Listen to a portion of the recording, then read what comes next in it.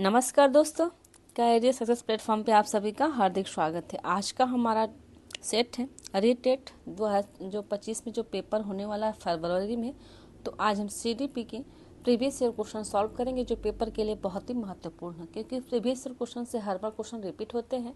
तो इसलिए आप किसी भी पेपर का टीचिंग लेवल का तैयारी कर रहे हैं तो उससे पहले आप प्रीवियस ईयर क्वेश्चन सॉल्व कर लें, उसके बाद से उसके उस सब्जेक्ट के प्रैक्टिस सेट लगा लें और अपने नोट्स को भी साथ में तैयार करें, तो पेपर क्लियर करना आसान हो जाता है। जो इसलिए कहते हैं कि प्रीवियस ईयर क्वेश्चन को बिल्कुल आप ध्यान से पढ़ें, समझें और प्रैक्टिस पे प्रैक्टिस करते रहें। तो आज हम सीडीपी की प्रीवियस ईयर क्वेश्चन सॉल्व करते हैं। सेट आपका 2 है, तो देखते हैं सेट का फर्स्ट क्वेश्चन क्या है।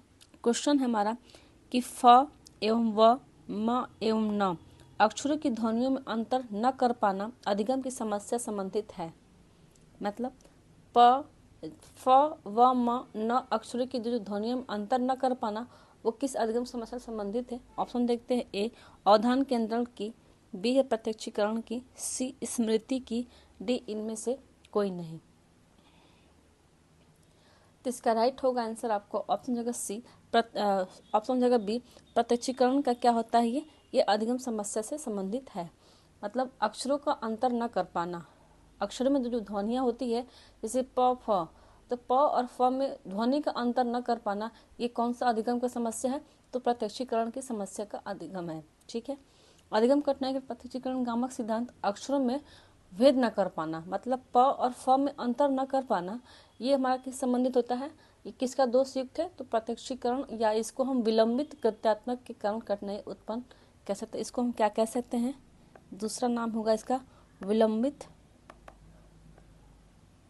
गत्यात्मकता की कठिनाई भी इसे हम कहते हैं। ठीक है, अब हम थोड़ा सा और समझते हैं कि अधिगम अक्षमता के प्रकार कितने प्रकार हैं। अगर इस बार पूछा है कि ध्वनियों में अंतर न कर पाना, तो हो सकता है कि इस बार वाला पेपर में पूछ दे कि लिखने संबंधी कौन सी समस्या अधिगम है, तो उसके बारे में थोड़ा सा एक्स्ट्रा हम लेके चलते हैं। हमारा डिसलेक्सिया के संबंधित होता है, तो डिसलेक्सिया हमारे पढ़ने संबंधी विकार है। डिस्ग्राफिया किस संबंधित है, तो लेखन संबंधी विकार है। मतलब बच्चे आवाज या शौ में अंतर नहीं कर पाता है कि लिखा क्या गया है। ठीक है, तो क्या किस संबंधित होता है हमारा, तो लेखन संबंधी जो डिस्ग्राफिया अधिगम अक्षमता हम बोलते हैं। डिस्कैलकुलिया में हमारा गणितीय कौशल संबंधी विकार है। डिस्फेसिया वाक क्षमता संबंधी विकार है। डिस्प्रेक्सिया लेखन एवं चित्रांकन संबंधी विकार है। इसमें सबसे अधिक इम्पॉर्टेंट हमारा होता है डिसलेक्सिया, डिस्ग्राफिया और डिस्कैलकुलिया। तो डिसलेक्सिया हमारा पढ़ने संबंधी है, डिस्ग्राफिया लेखन संबंधी है और डिस्कैलकुलिया हमारा गणितीय कौशल संबंधी विकार है। डिस्फेसिया हमारा वाक क्षमता संबंधी विकार है और डिस्प्रेक्सिया लेखन एवं चित्रांकन संबंधी विकार है। डिसआर्थोग्राफिया के संबंधित है, तो वर्तनी संबंधी विकार है। ऑडिटरी प्रोसेसिंग डिसऑर्डर के संबंधित है हमारा, तो श्रवण संबंधी विकार, मतलब सुनने में जो समस्या होती है इसे हम कौन सा अधिगम कहते हैं, तो ऑडिटरी प्रोसेसिंग डिसऑर्डर इसे हम बोलते हैं। नेक्स्ट हमारा कि विजुअल परसेप्शन डिसऑर्डर के संबंधित है, तो दृश्य प्रत्यक्षण क्षमता संबंधी विकार हमारा है ये। ठीक है, इंद्रिय समन्वय क्षमता संबंधी विकार कौन सा है, तो sensory integration of processing disorder, इस क्षमता को विकार को हम बोलते हैं। ठीक है, और संज्ञानात्मक पठन संबंधी कौन सा विकार है, तो ऑर्गेनाइजेशन लर्निंग डिसऑर्डर हम क्या कहते हैं, तो संगठनात्मक पठन संबंधी विकार इसे हम कहते हैं। अफेजिया जो भाषा संप्रेषण संबंधी विकार है, इससे हम क्या कहते हैं, उसे क्या कहते हैं, अफेजिया अधिगम कहते हैं। जो हमें भाषा संप्रेषण संबंधी विकार जो होती है उस अक्षमता को क्या कहते हैं, तो अफेजिया बोलते हैं। ये बहुत ही इम्पोर्टेंट है। तो अब तक हमने इतना अधिगम अक्षमता के प्रकार कवर कर लिए जो पेपर के लिए बहुत ही महत्वपूर्ण है। ठीक है, अब हम देखते हैं कि नेक्स्ट क्वेश्चन हमारा क्या है। क्वेश्चन है कि संज्ञानात्मक विकास में वंशक्रम निर्धारित करता है। ऑप्शन ए मस्तिष्क जैसी शारीरिक संरचना के मूलभूत स्वभाव की, बी शारीरिक संरचना के विकास की, सी सहज प्रतिवर्ती क्रियाओं के अस्तित्व की, डी इनमें से सभी। तो इसका राइट होगा आंसर आपको ऑप्शन हो जाएगा ए मस्तिष्क जैसी शारीरिक संरचना के मूलभूत स्वभाव की, इसका राइट होगा आंसर। नेक्स्ट क्वेश्चन,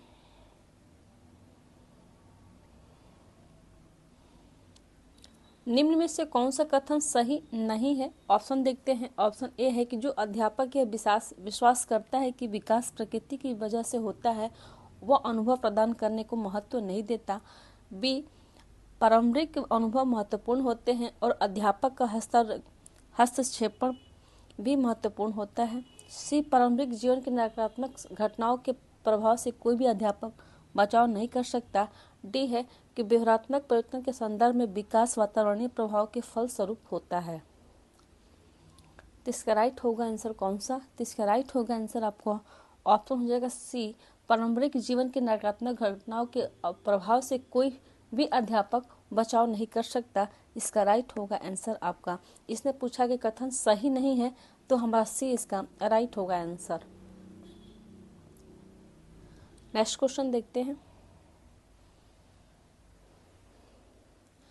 क्वेश्चन है कि निम्न में से कौन सी विशेषता परिपक्वता को अधिगम से अलग करती है? ऑप्शन ए, यह एक स्वाभाविक प्रक्रिया है। बी, यह अभ्यास पर निर्भर करती है। सी, यह प्रयोग पर निर्भर करती है। डी, यह जीवन पर चलने वाली प्रक्रिया है। इसका राइट होगा आंसर आपको ऑप्शन हो जाएगा ए, यह एक स्वाभाविक प्रक्रिया है। इसका राइट होगा आंसर। नेक्स्ट क्वेश्चन है,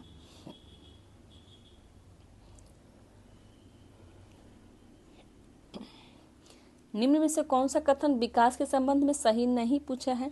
ऑप्शन देखते हैं। ए है, विकास प्रतिमानों की कुछ निश्चित विशेषताओं की भविष्यवाणी की जा सकती है।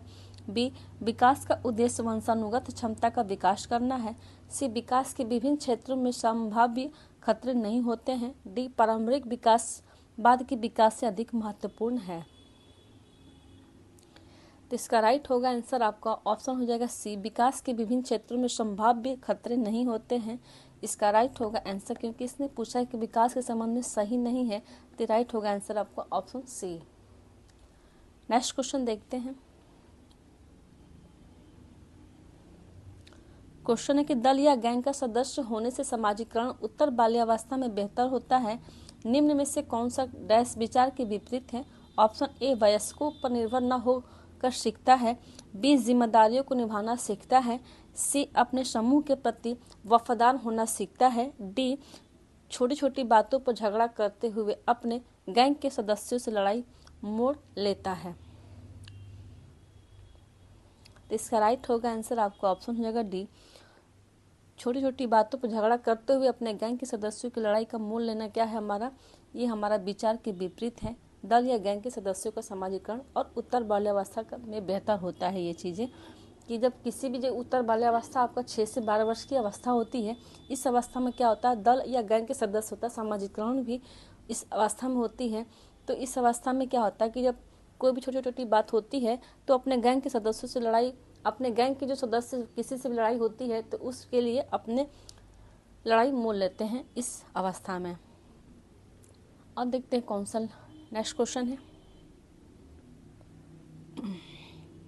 क्वेश्चन है कि 9 वर्ष के बालक की नैतिक तर्कना आधारित होती है। ऑप्शन ए है, किसी कार्य के भौतिक परिणाम उसकी अच्छाई या बुराइयों को निर्धारित करते हैं। बी, कोई कार्य नहीं सही होना इस बात पर निर्भर करता है कि उस व्यक्ति की अपनी आवश्यकता पूर्ति होती है। सी, नियमों का पालन करने के बदले में कुछ लाभ मिलना चाहिए। डी, सही कार्य वह है जो उस व्यक्ति के द्वारा किया जाए जो अन्य व्यक्ति को अपने व्यवहार से प्रभावित करता है। तो इसका राइट होगा आंसर आपका ऑप्शन हो जाएगा ए, किसी कार्य के भौतिक परिणाम उसकी अच्छाई या बुराई को निर्धारित करते हैं। इसका राइट होगा आंसर आपका ऑप्शन हो जाएगा ए। नेक्स्ट क्वेश्चन, क्वेश्चन है कि निम्न में से कौन सा उदाहरण अभिप्रेरणा का परिणाम नहीं है? ऑप्शन ए, कृष्णा ने नृत्य का समय 1 घंटे से बढ़ाकर 2 घंटे कर दिया। बी, जॉन स्टुअर्ट मिल ने 12 वर्ष की उम्र में दर्शन का अध्ययन आरंभ कर दिया था। सी, जगन ने श्वास लेने की प्रक्रिया में रुचि दिखानी प्रारंभ कर दी। डी है, राम ने तेजी से आधुनिक और प्राचीन ऐतिहासिक प्रवृत्तियों में सहसंबंध स्थापित करने में प्रगति की है। तो इसका राइट कौन सा हो जाएगा आंसर? तो इसका राइट होगा आंसर आपका ऑप्शन हो जाएगा बी, जॉन स्टुअर्ट मिल ने 12 वर्ष की उम्र में दर्शन का अध्ययन आरंभ कर दिया था। यह अभिप्रेरणा का परिणाम नहीं है, बल्कि स्टुअर्ट मिल ने उच्च बुद्धि लब्धि का परिणाम दिया है। ठीक है, अब देखते हैं नेक्स्ट क्वेश्चन क्या है। क्वेश्चन है कि निम्न में से क्या प्रभावी प्रशंसा में अध्यापक के लिए कार्य करेगा। ऑप्शन देखते हैं। ए, विद्यार्थियों के अवधान को उनके कार्य से संबंधित व्यवहार पर केंद्रित करता है। बी, विद्यार्थियों के वर्तमान कार्य निष्पादन को उनके समूह अन्य साथियों के संदर्भ में वर्णित करता है। सी, विद्यार्थियों को उनकी योग्यताओं अथवा कार्य निष्पादन के महत्व की सूचना देता है। डी, जब विद्यार्थी अपने व्यवहार को नियंत्रित नहीं कर पाते तो उन्हें सकारात्मक व्यवहारात्मक समर्थन प्रदान करता है। इसका राइट होगा आंसर आपको ऑप्शन सी, विद्यार्थियों को उनकी योग्यताओं अथवा कार्य निष्पादन के महत्व की सूचना देता है। इसका राइट होगा आंसर आपको ऑप्शन हो जाएगा सी। नेक्स्ट क्वेश्चन है, निम्न में से कौन सा उदाहरण अधिगम को प्रदर्शित करता है। ऑप्शन ए, हाथ जोड़कर अध्यापक का अभिवादन करना। बी, स्वादिष्ट भोजन देखकर मुंह में लार का आना। सी, चढ़ना भागना एवं फेंकना 3 से 5 वर्ष की अवस्था में। डी है इनमें से कोई नहीं। इसने पूछा है कि अधिगम को प्रदर्शित करता है, तो इसका राइट होगा आंसर आपको ऑप्शन हो जाएगा ए, हाथ जोड़कर अध्यापक का अभिवादन करना क्या है, यह अधिगम को प्रदर्शित करता है। इसका राइट होगा आंसर आपका ऑप्शन हो जाएगा ए। नेक्स्ट क्वेश्चन देखते हैं। क्वेश्चन है कि निम्न में से कौन सा चिंतन की प्रक्रिया में सबसे कम महत्वपूर्ण है। ऑप्शन ए, चित्र। बी, प्रतीक एवं चिन्ह।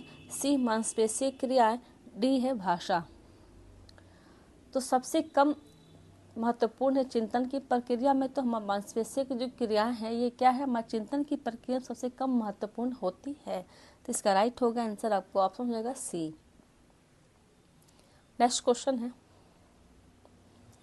योगात्मक मूल्यांकन का उद्देश्य है। ऑप्शन ए, समय विशेष एवं विभिन्न कार्यों पर विद्यार्थी ने कितना अच्छा निष्पादित किया है का पता लगाना। बी, अधिगम को सुगम बनाना और ग्रेड न प्रदान करना। सी, ऐसे विद्यार्थी के पता लगाना जो अपने साथियों के समक्ष प्राप्ति की कठिनाई अनुभव कर रहा है। डी, अगली इकाई के अनुदेशन से पूर्व प्रगति का पता लगाना।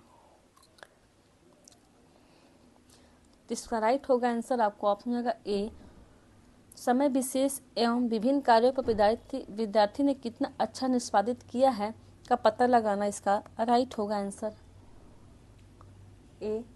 नेक्स्ट क्वेश्चन देखते हैं। क्वेश्चन है कि राजू खरगोश से डरता था। शुरू में खरगोश को राजू से काफी दूर रखा गया। आने वाले दिनों में हर रोज खरगोश और राजू के बीच की दूरी कम कर दी गई। अंत में राजू की गोद में खरगोश को रखा गया और खरगोश से खेलने लगा। यह प्रयोग का उदाहरण किससे है। ऑप्शन देखते हैं। ऑप्शन ए में दिया है प्रयत्न एवं त्रुटि का सिद्धांत। बी है कि शास्त्रीय अनुबंधन सिद्धांत का। सी, क्रिया प्रस्तुत अनुबंधन सिद्धांत का। और डी है इनमें से सभी। तो इसका राइट हो जाएगा किसका है, इसे किसका उदाहरण मानते हैं। तो जो पालोव ने शास्त्रीय अनुबंधन सिद्धांत दिया है, ये जो पालोव के सिद्धांत से प्रदर्शित होता है, इसका प्रयोग का उदाहरण किससे है, तो शास्त्रीय अनुबंधन सिद्धांत से। ये किसके सिद्धांत से, इसके जनक कौन है, तो पालोव हैं। पालोव ने किस चीज़ पे अपना वो प्रयोग किया है, एक भूखे कुत्ते के ऊपर अपना प्रयोग किया है। नेक्स्ट क्वेश्चन देखते हैं। क्वेश्चन है कि बहिर्मुखी विद्यार्थी अंतर्मुखी विद्यार्थी से किस विशेषता के आधार पर भिन्न होता है। ऑप्शन ए है कि मजबूत भावनाएं, पसंदगी एवं नापसंदगी। बी है मन ही मन परेशान होने की अपेक्षा अपनी भावनाओं को अभिव्यक्त करता है। सी, अपने बौद्धिक कार्यों में डूबा रहता है। डी है बोलने की अपेक्षा लिखने में बेहतर है। इसने पूछा है कि बहिर्मुखी विद्यार्थी अंतर्मुखी विद्यार्थी से किस विशेषता के आधार पर भिन्न होता है। तो मन ही मन परेशान होने की अपेक्षा अपनी भावनाओं को अभिव्यक्त करना, ये क्या है हमारा, तो बहिर्मुखी विद्यार्थी से अंतर्मुखी विद्यार्थी की विशेषता का आधार भिन्न होता है। इसका राइट होगा आंसर आपका ऑप्शन हो जाएगा बी। नेक्स्ट क्वेश्चन है,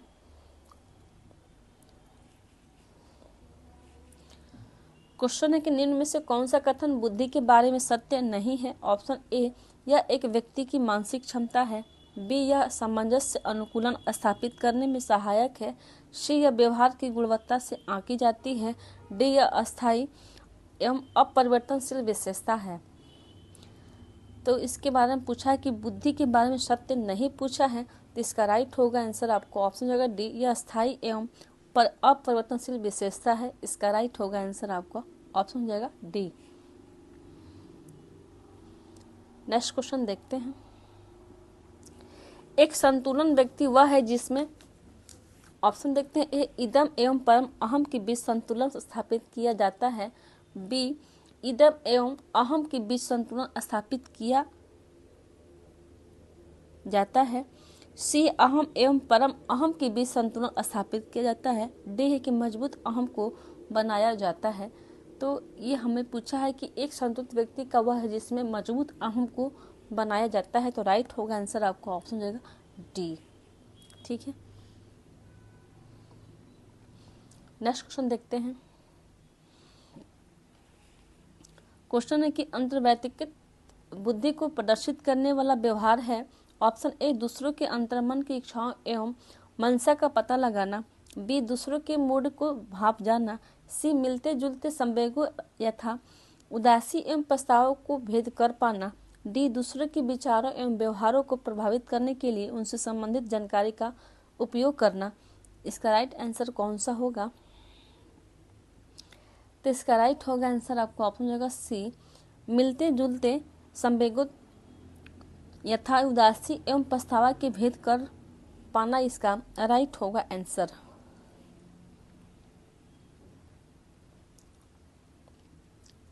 नेक्स्ट क्वेश्चन देखते हैं। क्वेश्चन है कि निम्न में से कौन सी व्यू रचना अभिप्रेत लैंगिक अंतरों को मद्देनजर रखते हुए लैंगिक समता की भावना के विपरीत है? ऑप्शन देखते हैं, ए प्रारंभिक विद्यालयी वर्षों में लड़के एवं लड़कियों में शारीरिक एवं गामक कौशल के विकास की संभाव्य क्षमता समान होती है, बी लड़के एवं लड़कियों दोनों को कम आक्रामक एवं एक दूसरे के साथ अंतःक्रिया करने के सम्मत सामाजिक तरीकों को सिखाया जाए, सी लड़कों को समस्याओं के समाधान एवं विश्व पर नियंत्रण रखने के लिए उनकी योग्यता पर उनको आत्मविश्वास विकसित करने के लिए सहयोग प्रदान करें, डी विद्यार्थी को बताएं कि रूढ़िबद्ध विषयों में सफलता हासिल कर सकते हैं। इसका राइट होगा आंसर आपको ऑप्शन होगा सी, कि लड़कों की समस्या के समाधान और विश्व के पर नियंत्रण रखने के लिए उनकी योग्यता पर उनको आत्मविश्वास विकसित करने के लिए सहयोग प्रदान करना क्या हमारा ये लैंगिक समता की भावना के विपरीत है। नेक्स्ट क्वेश्चन देखते हैं।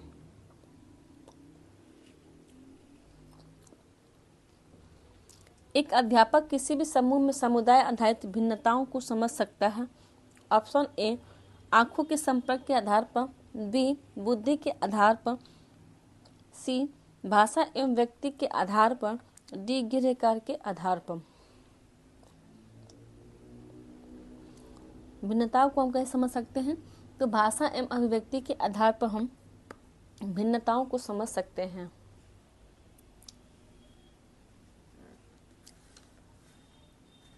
अब देखते हैं नेक्स्ट क्वेश्चन क्या हमारा।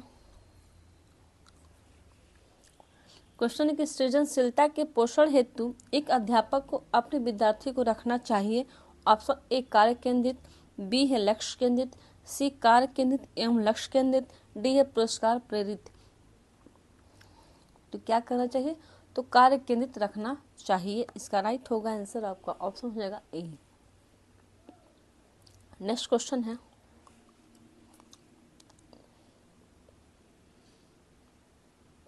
क्वेश्चन है कि निम्न में से कौन सी विशेषता सामाजिक रूप से वंचित वर्ग के विद्यार्थियों की नहीं है?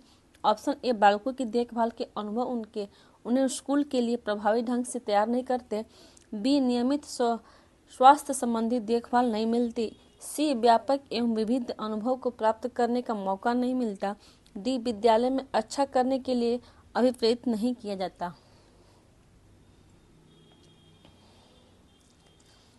इसका राइट होगा आंसर आपको ऑप्शन हो जाएगा बी नियमित स्वास्थ्य संबंधी देखभाल नहीं मिलती। इसका राइट होगा आंसर, क्योंकि इसने पूछा है कि वंचित वर्ग की विद्यार्थी की नहीं है पूछा है, तो इसका राइट होगा आंसर आपका ऑप्शन हो जाएगा बी। नेक्स्ट क्वेश्चन देखते हैं।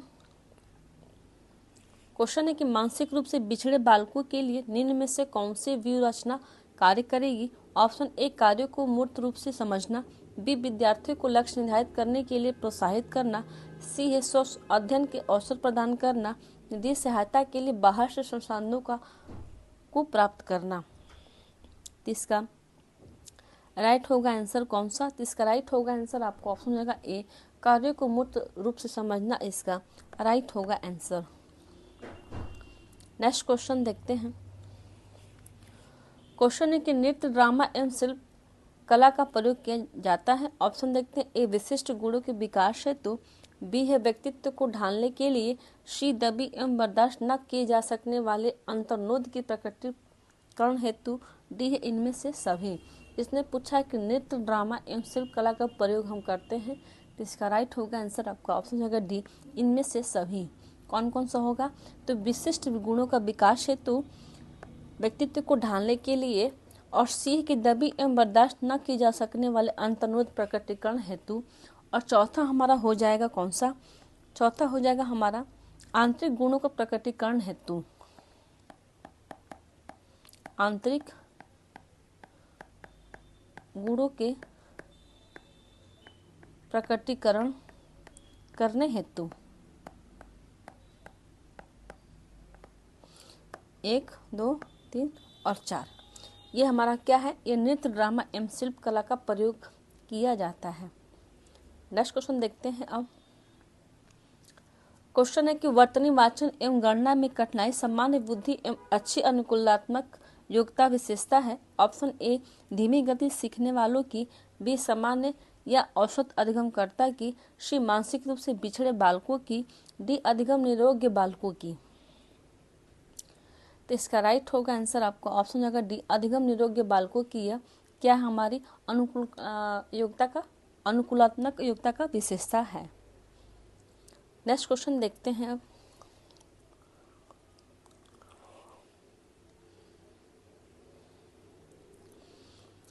निःशुल्क एवं अनिवार्य शिक्षा का बालकों का अधिकार 2009 के अंतर्गत किसी भी अध्यापक को निम्न में से किस कार्य के लिए नहीं लगाया जा सकता? ऑप्शन ए 10 वर्ष पश्चात होने वाली जनगणना में, बी है आपदा राहत कार्य में, सी चुनाव संबंधी कार्य में, डी है पल्स पोलियो कार्यक्रम में। इसका राइट होगा आंसर आपका ऑप्शन हो जाएगा डी, पल्स पोलियो कार्यक्रम में इसका राइट होगा आंसर। आरटी 2009 की धारा 227 के अंतर्गत यह प्रावधान की एक शिक्षक को 10 वर्षीय जनगणना, आपदा राहत कार्य एवं चुनाव कार्य के अलावा कहीं भी गैर शैक्षिक कार्य पर नहीं लगाया जाएगा। ठीक है, देखते हैं नेक्स्ट क्वेश्चन क्या हमारा। क्वेश्चन है कि क्रियात्मक अनुसंधान मौलिक अनुसंधान से भिन्न है क्योंकि यह ऑप्शन ए अध्यापक, शैक्षिक प्रबंधकों एवं प्रशासकों द्वारा किया जाता है, ऑप्शन बी है कि शोधकर्ताओं द्वारा किया जाता है जिनका विद्यालय से कोई संबंध नहीं होता है, सी या प्रमाणीकृत उपकरण पर आधारित होता है, डी या न्यायादर्श पर आधारित होता है। इसका राइट आंसर कौन सा होगा? इसका राइट होगा आंसर आपको ऑप्शन होगा ए, अध्यापकों और शैक्षिक प्रबंधकों एवं प्रशासकों पर द्वारा किया जाता है। इसका राइट होगा आंसर आपका ऑप्शन हो जाएगा ए। नेक्स्ट क्वेश्चन है क्रियात्मक अनुसंधान में, ऑप्शन ए क्रियात्मक उपकल्पनाओं का निर्माण समस्याओं के कारणों पर आधारित है, बी क्रियात्मक उपकल्पनाओं का निर्माण किसी तर्कयुक्त विवेक पर आधारित है, सी है क्रियात्मक उपकल्पनाओं का निर्माण इस प्रकार किया जाता है कि ताकि उनका सांख्यिकीय सत्यापन किया जा सके, डी है क्रियात्मक उपकल्पनाओं का निर्माण नहीं किया जाता है। तो इसका राइट होगा आंसर आपका ऑप्शन हो जाएगा ए, क्रियात्मक उपकल्पनाओं का निर्माण समस्याओं के कारणों पर आधारित है। इसका राइट होगा आंसर आपका ऑप्शन हो जाएगा ए। अब देखते हैं नेक्स्ट क्वेश्चन क्या है।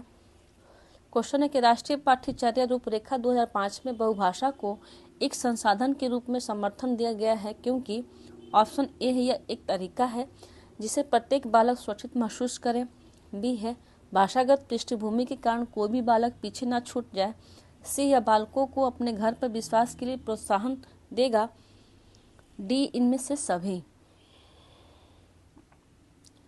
तो इसका राइट होगा आंसर आपका ऑप्शन होगा डी, इनमें से सभी इसका राइट होगा आंसर। नेक्स्ट क्वेश्चन है निम्न में से कौन सा तरीका विज्ञान विषय को समझने के लिए उच्च प्राथमिक स्तर पर उपयुक्त नहीं है? इसने नहीं पूछा है। ऑप्शन देखते हैं। ए वस्तुओं का प्रेक्षण करना और अवलोकनों को रिकॉर्ड दर्ज करना, बी है रेखा चित्र बनाना, सी वास्तविक अनुभव प्रदान करना, डी है अमूर्तता के द्वारा विषय को सीखना। तो इसका राइट होगा आंसर आपको ऑप्शन डी, अमूर्तता के द्वारा विषय को सीखना। इसका क्या है? उच्च प्राथमिक स्तर पर उपयुक्त नहीं है। नेक्स्ट क्वेश्चन है, निम्न में से कौन सा कथन बहुग्रेड शिक्षण प्रणाली के साथ सहमति नहीं रखता है? ऑप्शन देखते हैं। ए, एक अध्यापक एक समय में एक से अधिक कक्षाओं का प्रबंधन करता है। बी, बैठने की लचीली व्यवस्था। सी, विभिन्न कक्षाओं में एवं एक ही कक्षा में अंतःक्रिया। डी है कि विद्यार्थियों को आयु एवं योग्यता के आधार पर सम्मान देना। तो बहुग्रेड शिक्षण प्रणाली के साथ सहमति नहीं रखता। इसका राइट होगा आंसर आपको ऑप्शन रहेगा डी, विद्यार्थियों का आयु एवं योग्यता के आधार पर सम्मान होना। क्या है हमारा? ये बहुग्रेड शिक्षण प्रणाली के साथ सहमति नहीं रखता। इसका राइट होगा आंसर आपको ऑप्शन रहेगा डी। आज का सेट यहीं समाप्त होता है। वीडियो को like and subscribe and share जरूर करें। Thank you. आपको हर दिन हर सब्जेक्ट के प्रीवियस ईयर क्वेश्चन जल्द प्रोवाइड कराई जाएगी। Thank you.